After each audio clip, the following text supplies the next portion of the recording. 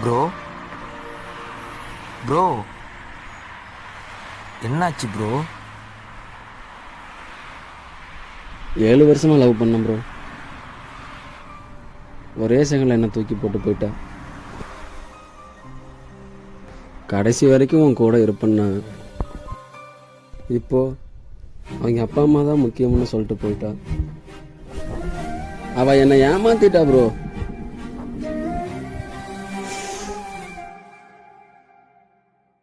சத்தரலான்னு இருக்குது ப்ரோ.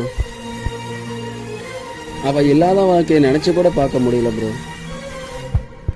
ஓ, அப்போ சாகலான்னு முடிவு பண்ணிட்டீங்க.